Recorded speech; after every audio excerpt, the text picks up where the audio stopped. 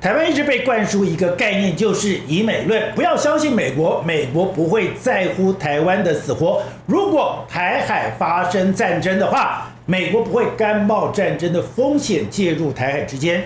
但真的是这样吗？这一次的汉光演习可能颠覆很多人的想法。从这一次的汉光演习，你可以看出来说，台美之间的军事合作居然已经慢慢的开花结果。从这一次单兵所使用的步枪，居然一口气完全舍弃国造的6.5式步枪，改为什么？改为美制的 M4A1 步枪。这个改变非常的细微，但你知道，当我这个步枪改变之后，我的整个单兵的动作，我的城市战的概念，我的整个行迹，其实也都在转变当中。第二个就是这一次的教官已经不是那个过去的啪啪的混吃等死的军官，而这一次所有的教官都是有赴美训练经验的教官，所以每个站出来，你会觉得让每个阿兵哥都相信说，这个人可以带领我进行作战任务。甚至我们看到很多作战的想定，很多参谋本部的这个指挥下来，都跟美国美军的想定、美国的做法慢慢的贴近。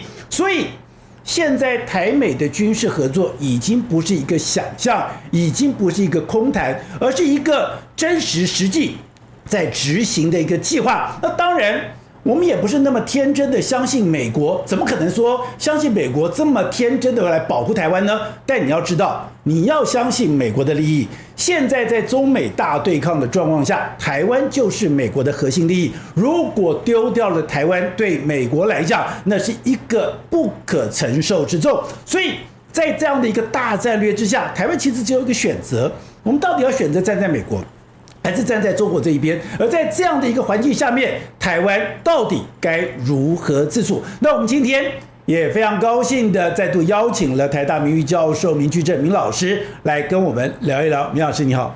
主持人好，各位观众朋友大家好。好，那明老师，我们刚刚讲这一次汉光演习让很多人眼睛一亮，因为你从整个参谋本部下指令，那以前是一个完全一模非常固定的计划，大家都照表敲课。这次完全按照美国的那个所谓的作战想定去做，连单兵的武器都做了改变。这个时候你就会讲说，哦，过去在讲说台美军事合作，以为说那只是一个花拳绣腿，那只是一个想象，没有想到那已经变成了一个非常严密执行的一个计划，而且看出来美国真的在军事这一块要牢牢的把台湾抓在手里面。我想这次汉光演习呢，就像主持人说的，应该蛮清楚的表达台美之间军事合作程度哈。我们先把这话题呢倒过来讲，因为我在学校教国际关系，大家都讲说国家跟国家怎么样啊，怎么打仗，怎么外交等等。其实后来几年之后，我看到一个很特别的事情，因为我看到了 MIT 的那个课程表。MIT 的课程表里面有一门课呢，叫做科技变迁与外交政策。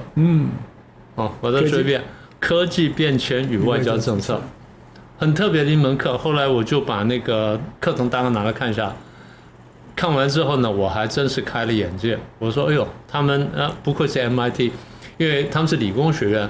大家可能不知道 ，MIT 是一个标准的理工学院。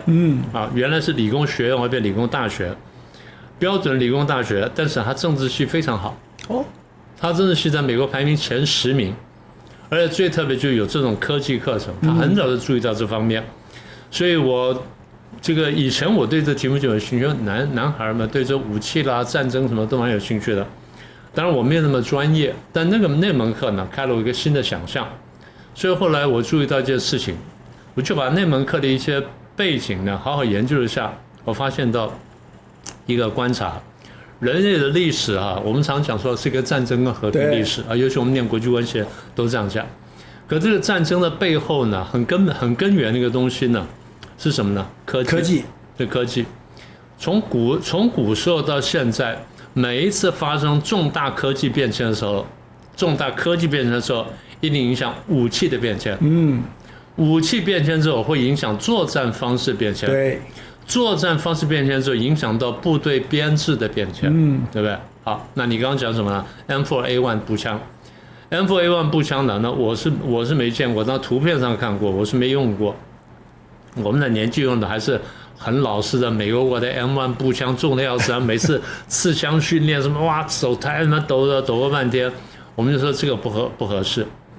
那现在这些包括美军自己也觉得，就是我们的武器呢轻便比较好用。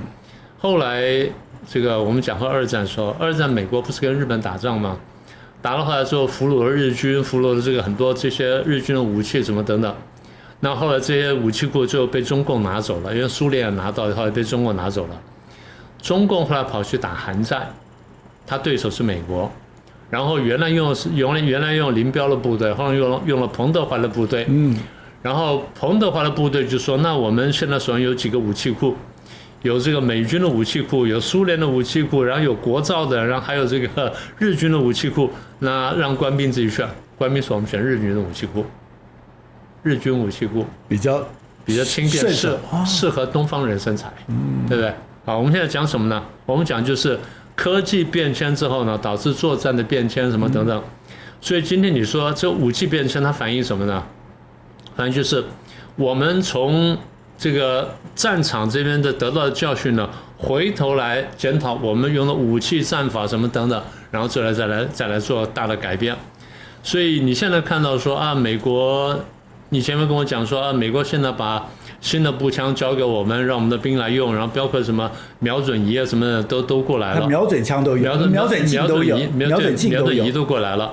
那换句话说呢，就是你的武器跟我是同步的了，对，所以武器跟弹药是同步的，然后现在训练是同步的，接着会什么同步呢？后勤要同步，所以武器训练后勤同步，这是一个很大的突破。我们一句话讲完哈。这是中共最不愿意看到的发展哦，当然嘛，对不对？因为美军等于把他的战场的大家知道一件事情，二战之后美国打仗基本没有停过，对不对？从韩战啦、越战啦一路打，那有赢有输什么等等，但不管怎么样，他的战场经验是非常丰富的，在当今世界上没有任何国家战争经验比他更丰富。有些国家说我打仗还打了几十年，对，但你只打一种战争，美国打过各种战争，对，不同的国家、不同的地形、不同的对手、不同的打法，包括有打赢的、有打输的什么等等，所以他经验是非常丰富的。他现在把他这个最完整的最新经验呢，一步一步的移植到台湾来。换句话说，他想做这件事情，就是我要把中华民国国军呢改造一下。改造成真正能打仗的，当然了，我不会把阿富汗战场的经验放在这边来，因为这边大家不太适用。但是我会把乌克兰什么的这些呢，看起来比较合用的经验呢，我搬到台湾来试试看。那譬如说，第一呢，就是如果你单独打的话，我把你改造一下，你能打多久？然后我要估算，就是我如果真的要来帮你的话，我多快可以进来？譬如说2个礼拜、3个礼拜，那我就要帮中华民国国军打造到你至少要能撑2到3个礼拜，要等到我进来，至少要这样，对不对？有自我防卫的能力，对，有自我防卫能力。你能撑得更久，那当然更好，对不对？那我就时间就更余裕一点。那你如果撑不了的话，你至少在这段时间你要给我撑住，然后我能够进来。换句话说，他的作战想定的，他已经不是说啊，我随便想想，现在已经是很认真的想说，哎，万一真的我要防卫台湾的时候，我怎么办？他在想这件事情了。所以我刚刚讲，我说，其实美军这种修改或者这种改变呢，很重要一点就是，第一，他参照了俄乌战场的经验。俄乌战场呢跟过去有点不一样，就是第一呢。我们原来以为俄军很厉害，因为大家都以为说俄国是世界第2强的军队，就没想到俄国正规军打成俄国第2强的军队，而不是世界第2强的军队。那为什么这样呢？就很重要一点就是，原来呢，俄国的骇客是很厉害的，俄国这个网络部队很厉害的。那为什么在乌克兰打了半天没有发生作用呢？因为美国进去了，而且很多欧洲国家进去帮忙，所以原来我们预期就是俄乌战争开打之后，大概不要说太夸张了，大概不到72小时，乌克兰呢会断水断电，然后交通大乱，然后金融大乱，没错，4年多了，超过了第1次世界大战的这个战期。乌克兰现在水电基本还可以用，交通基本没乱，金融没乱，表示什么？它的网络的部分呢守得非常好，所以美国有帮忙，然后东欧跟北欧国家有帮忙。那么也就是俄乌战争的这个第一个就是我们怎么样在这个网络战上面先能够守住，然后第二才是在真正战场上面我们怎么作战。那我们很惊讶看到就是俄国军队的打法跟二战差不多，对不对？还是军团，还是大军团作战，大部队，然后什么等等。哎，乌克兰俄国后来你发现这4年下来，你发现俄国跟乌克兰之间没有大军团对战过，然后甚至没有大部队对战过。俄军呢一大堆出动之后呢，找不到乌军主力在哪里，这是到敌人在哪里？他是这最困扰的地方。除了什么红军曾说啊有过一个打了很久的攻坚战，其他地方的这个乌军呢都是飘来飘去，飘来飘去。这是乌军聪明的地方，因为我不能跟你硬拼。第一，你大军团作战经验比我丰富；第二，你兵力比我雄厚；第三，你的面积跟人口跟资源都比我强。那样硬拼呢，我一定输掉。所以我等于是用游击战的方式应对这个大军团作战，这是第二点。第三点就是随着战争打久之后呢，大家发现武器也开始改变，武器改变的作战方式改变，所以我们等一下会再详细讲到这一块。所以俄乌战争呢，开了大家的眼界。其实91年到92年呢，美国当时第一次打伊拉克的时候，已经开了人的眼界了。但现在比30年前呢有更大的进步，因为科技也进步了，这是第一个。那第二就是美国现在看到的第二个教训呢，应该是中共的准备怎么作战。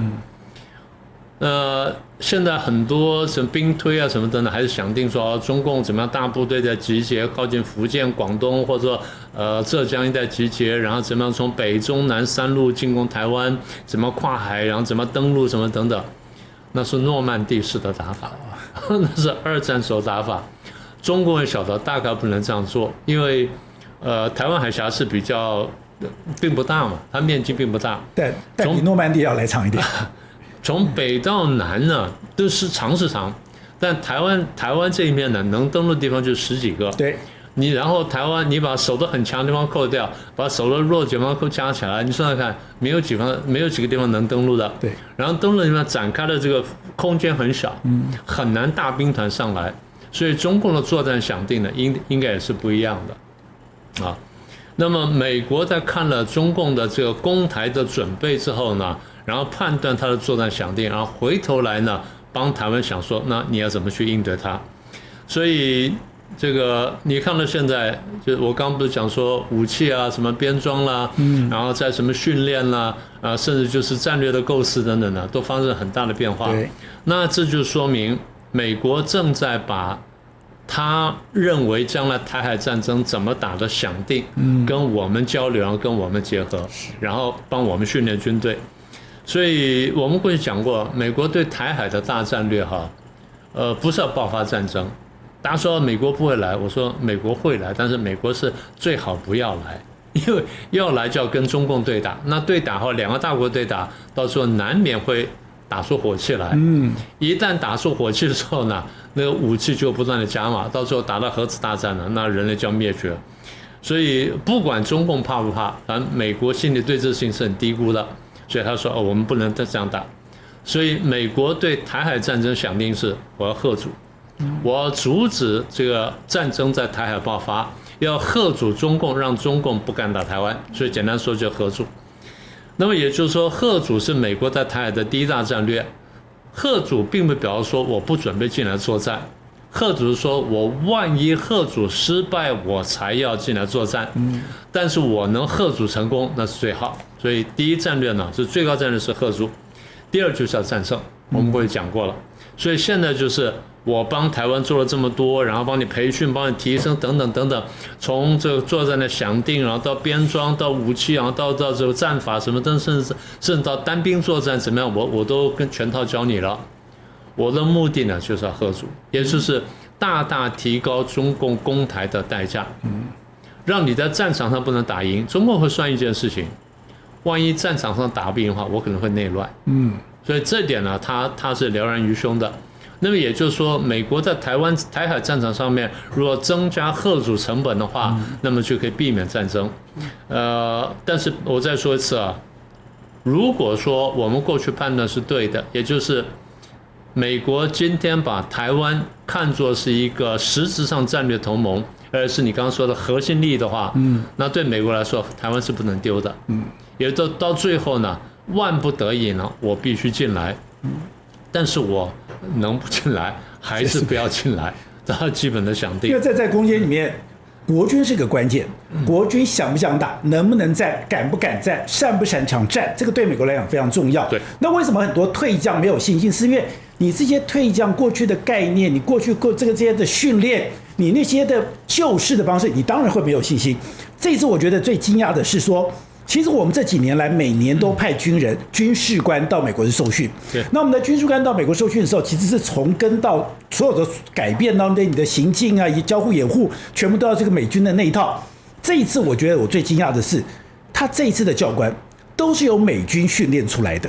那美军训练出来的教官，他在教学员的时候，那个概念、那个想定、那个气势，跟过去是完全不一样的。不一样之后，我觉得对台湾来讲，最重要的是说，如果你今天去看到那些退将讲师，你会觉得我对国军一点信心都没有，国军是不能战的、不能打的。但是如果你慢慢看到这个在转变的过程里面，如果是这些受过美国训练的，他说那个气势出来是完全不一样的，教法是完全不一样的，动作是完全不一样的。透过这些人的慢慢转变，最重要的是，你让台湾人有信心，让台湾人觉得我能战，我可以战，我能够保护这个地方，这跟过去的国军是完全不一样的。所以等于说这几年来，你台美之间的军事合作，我台湾的军人到美国去受训，甚至我连从体能训练、武器的使用、兵法的概念，这东西慢慢在转变的时候，我觉得这些对台湾来讲是好事情。那当然是了。我们常讲的兵随将转嘛。我在学校教书的时候，我这样讲，兵随将转。我说我今天带你们就跟一个将军带一些兵一样。那我若要求你们是松松散散的话，你们也不怎么样。那如果说我要求很严，然后我各方面我自己也做得很端正，然后我也真的是落力下去的话，那你们就有不同。那的确是这样，因为也就是每一个做指挥官也好，做领导也好，你怎么看待自己，怎么看待你带的这个属下，怎么看待你的部队，这个我们过去当过兵都知道。你对身边这人得关系不错的，因为真的上战场的时候，我就靠你保护我，你靠我保护你的。那我们这边有一个漏洞的话，那这地方被攻破，那我就完了，你也就完了，我也完了。所以这件事是非常清楚。所以美国从战略上想说，台湾就是一个不能丢的地方。所以我刚刚讲，我说你如果说台美军事合作到这种程度的话，中共的反应会非常复杂的，非常非常复杂。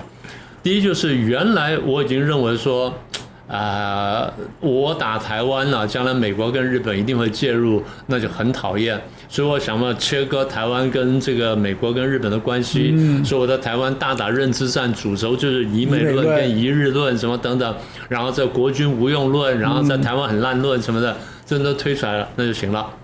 那所以你刚刚讲说很多退将或什么退官，然后在这个友台上讲这些话，对啊，对，这一方面觉得他们可能知识比较陈旧，二方面他真的被洗脑，三方面觉得他太恨现在的执政党，这个没有关系，你恨执政党没有关系，但你不能帮到敌人，他们现在就在帮敌人，你现在就是不自觉在帮敌人，甚至有的是自觉的在帮敌人，那这个是荒唐的。你再怎么，你一个将军呢，再觉得说自己军队不能打，你不能这样去讲话，没错，对不对？你得去正面的争辩，说你要怎么样，你要怎么样，这样才能打仗。不是说我们不能打仗，对啊，那你就说，那你下去就投降了嘛？那我养你干什么？我养你干什么？然后中华民国国军把你养到少将，然后中将军，你上面去长他人志气，然后灭自己威风，这是不合适的了。对，我讲一句话。老蒋总统看到这种将军会怎么样？枪毙了，立刻枪毙，立刻拖着枪毙了，立刻把他行刑，然后去枪毙了，对不对？这不用说的。所以这些老朋友们真的好好想想看。那回到刚刚讲说，如果说台美之间的军事合作到这种程度的话，中共的判断就是，第一，台湾现在不好打，第二就是看起来将来美国一定会介入。所以对他来说呢，武统台湾的机会是大幅下降的。所以你还想一直改成合统了？所以他一定会走合统。然后原来中共也这样哈，我常常讲，我说侵略者也很爱好和平啊，他能不打仗的方式就能把你夺过来、占领过来或抢过来，他当然愿意这样做，因为到底兵凶战危，大家都知道。所以侵略者也爱好和平，他能从里面打破你或消灭你的话，他更乐意这样做。而中共有个习惯，请各位注意啊，他基本上不打没有把握的仗。他真的是坦白讲啊，他的妙算很多时候比过去的国军要强。现在国军是什么样我不太清楚，但比过去国军要强。他的妙算很清楚，我不管是从内部渗透夺取情报，然后这内部策反反间什么等等，然后战场的这个部署，所有东西我都清楚，我几乎是100%有把握之后我才动手。多算胜少算不胜嘛，不是这样讲嘛，对不对？胜兵先胜而后求战嘛，对，败兵先战而后求胜。他们还真的做到这一点，所以如果算了这一波，他晓得。看起来武统机会是大幅下降，那怎么办呢？是要合同，怎么合同呢？搞台湾内部，搞哪里呢？最容易的，搞立法院，这就现在我们看到的情况。所以我常讲，这个从现在开始呢，到明年中共开21大之前呢，大概中共对台湾的合统啊，或者和平谈判的攻势会源源不断加强。等到我们这个立院新的会期开会之后呢，我们看到新一波的攻防，毫无疑问。另外就是从俄乌战争，我们再看到伊朗的战争，无人机现在扮演的角色都越来越重要了。那川普最近在关税上出了一个非常特别的，他对全世界的无人机课征都是100%的关税，可是对台湾只课征15%。对，而且我们今天台湾有很多的公司，像雷虎这边，我们居然就可以得到它的红区里面的这些这个技术，甚至我们跟它有很多的技术合作。代表说，现在第一个当然，我们的台美军事合作，你在很多的作战上面，我们的关系越来越密切。第二个有一个重要的是说，它一定要扶植台湾的无人机产业，那也不是嘴巴讲的。现在在关税上面，在技术合作上，甚至要求美国在台湾设厂上，都已经跟过去不一样。对，当然是因为，那么也就是说，我们其实前几次来这边上节目的时候，我讲过一件事情，我说大家不要小看台湾晶片。台湾现在的处境是利用最高阶的晶片跟美国结成了晶片的战略同盟。这句话非常关键，请各位再仔细想一想。那为什么这么重要呢？这就回到我们刚刚讲的，科技的变迁导致武器变迁，导致战法变迁，导致编装变迁。今天就落实到这一步。所以我们刚刚不是提到说这个俄乌战争嘛？那俄国的面积是乌克兰的不知道多少倍？俄国的人口是乌克兰的3倍到3倍半到4倍左右。那乌克兰的各方面的条件什么等等都不及俄国。俄国是这个军工企业搞了这么多年的，乌克兰是帮俄国搞军工企业，然后最后很多是给了俄国的。所以大家都判断说啊，如果俄乌战争开打，那没有几天乌克兰就被打败了，然后这泽连斯基就或投降或逃亡或干什么等等，就打到现在4年多。到现在呢，你发现乌克兰还可以反攻，它不但反攻，它可以长程奔袭，对，可以打什么800公里以外的目标，900公里以外的目标，打1300公里以外的目标，然后把炼油厂打掉了。他现在把他最大的工厂都打掉，打到现在传说这个美国副总统范斯跟泽伦斯基讲说，哪个地方不要打，哪个地方不要打，因为打的话可能全世界油就没了，那这可能油价上来了。这第一个。第二就是上次不是这个5月8号还是9号，这个俄国不是要这个大游行胜利日，对，胜利日大游行，5月9号，然后传说这个普京跟这个川普讲，你叫泽连斯基那天不要打我，因为我要游行。如果是假的，那就是玩笑话；如果是真的话，那比方说这个还真是一个真实威胁。换句话说，今天连俄罗斯的首都它都没有办法自保，那么也就是说战争的这个打法改变了，所以俄乌战争的经验跟教训呢，美国现在是开始认真学习。第二就是美国现在很尴尬的，他打伊朗打到现在打得很漂亮，对不对？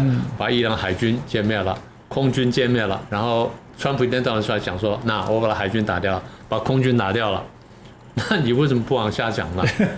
照理说现在应该投降了，那为什么没有投降呢？川普说啊，这个伊朗被我打败了，他讲的话已经好几次了，已经不是第一次了。我们现在问的问题是，为什么伊朗到现在还能对抗美国？简单说，我靠无人机跟飞弹，对，恐怕主力还不是飞弹，是 Shahad 无人机，也就见证者无人机。那么也就是说，这就应了我们刚刚那句话：科技的变迁导致武器变迁，导致战法改变。其实美国对这不是没有了解，因为他这种精准武器是他最早用的，对不对？91年、92年打伊拉克波湾战争他就用了。那他到现在发现说，哎，有人青出于蓝，这个乌克兰打到现在好像比我们强，所以我们现在外电就有消息了，这个美国也汲取了俄乌战场的教训，所以今年呢4月到5月的时候，美军自己出动，然后在德国的一个训练场跟乌军呢来演习。美军出了一个第1骑兵师的一个装甲旅，第3装甲旅，大概3、4千人。乌军出了一个无人机部队，叫做什么呢？大力士、大力神部队 （Nemesis 部队），多少人没有讲。然后双方交战，听说开战没有多久，美军装甲旅被歼灭。对，最后到什么地步呢？演习没办法进行，那怎么办呢？把被歼灭的那个坦克车复活，然后再来打，然后再歼灭，然后再复活，再打。这个过去是有过的了，因为在过去兵棋这个推演当中，就是作战想定当中呢是有过这个事情，因为有过不止一个朋友跟我讲说，那么打着打着说，哎，怎么敌方这个军舰又复活了，敌方坦克又复活，我要再打等等。这在这个兵推里面经常有这种事情。所以现在在美国的实战上面，第1装甲旅已经完全不是乌克兰无人机部队的这个对手了。换句话说，装甲旅要在战场要存活的话，它必须要更新它的战法，就这么简单。因为你现在面对是新的武器、新的打法，所以这个其实这还不是第一个新闻。我几个月前就听到的新闻就是，可能乌克兰的部队跟北约在哪边演习，好像在立陶宛在哪边演习，然后也打败了北约。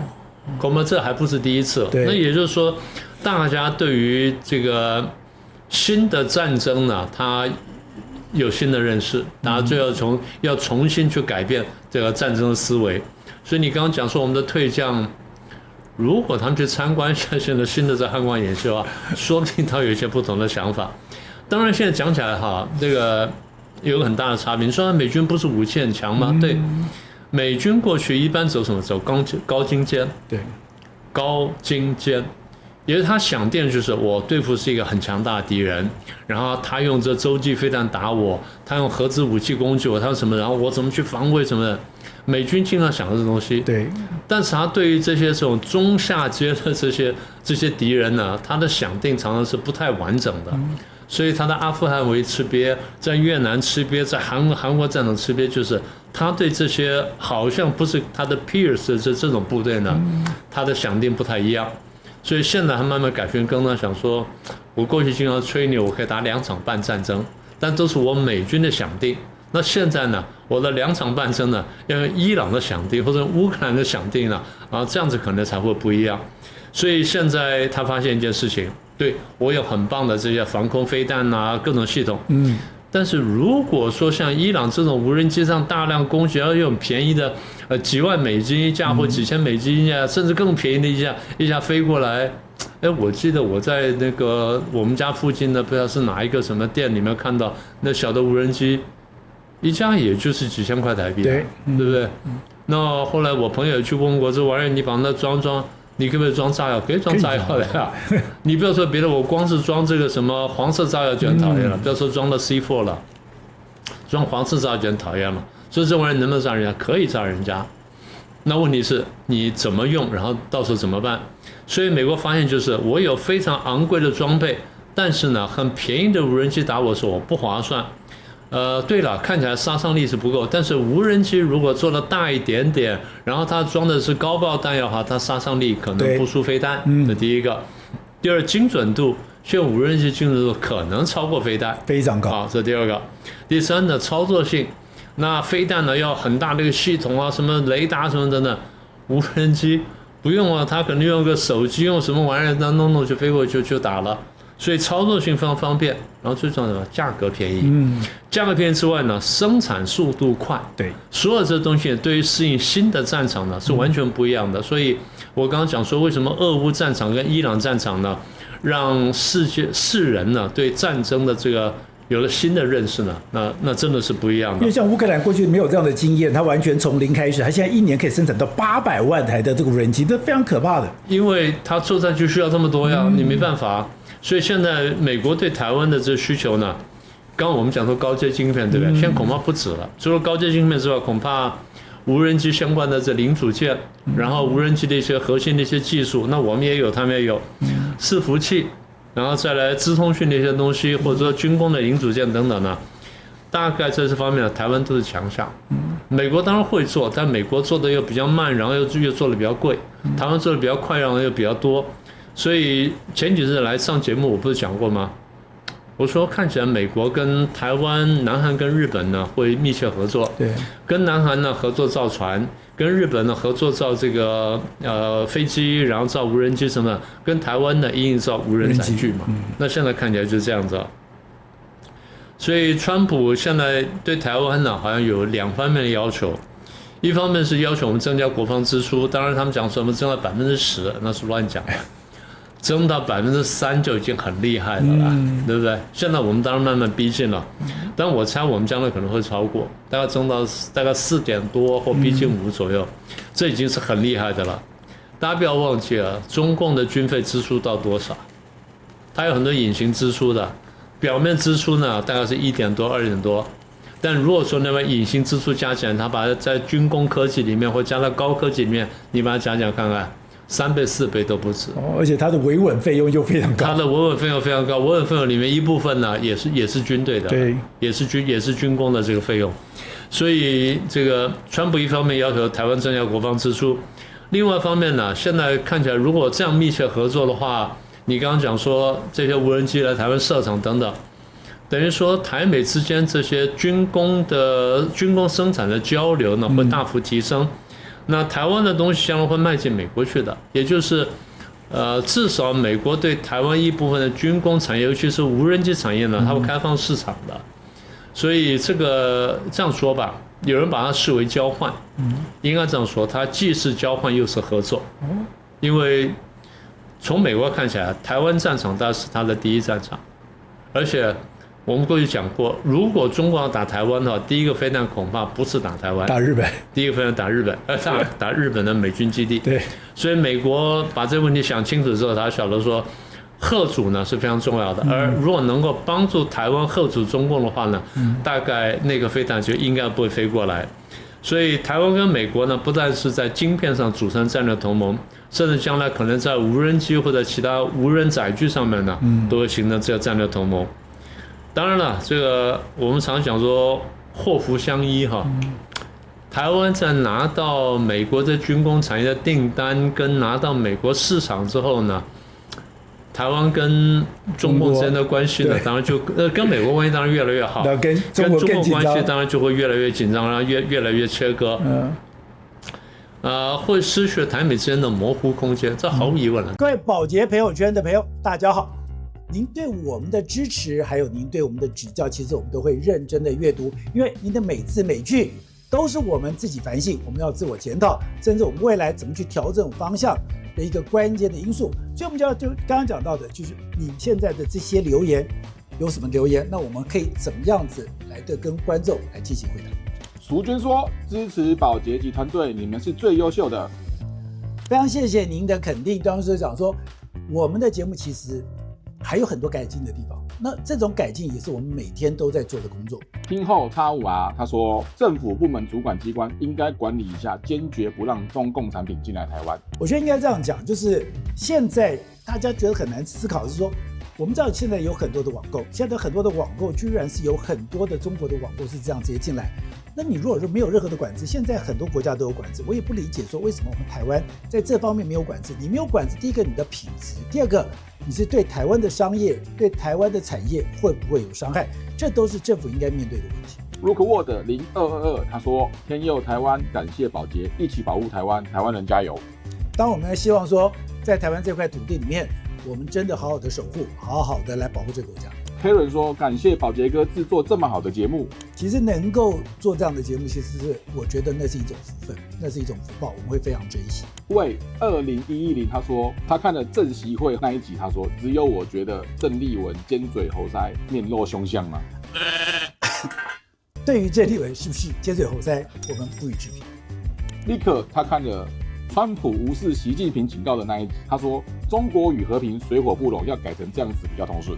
也就是说，中国跟和平水火不容。其实今天要追求和平的其实是台湾，我们从来没有挑衅过对方。好，刚刚讲到的，我们非常认真的在做我们的一个工作。其实我们刚刚讲到，我从以前我其实没有任何政党，那我也不去标榜这个东西，我只告诉你说，我们现在在这块土地里面，我在民进党跑那么久的时候，我学会一句话：相信台湾，相信人民，相信台湾，相信人民，这是我做这个节目里面最中心的思想。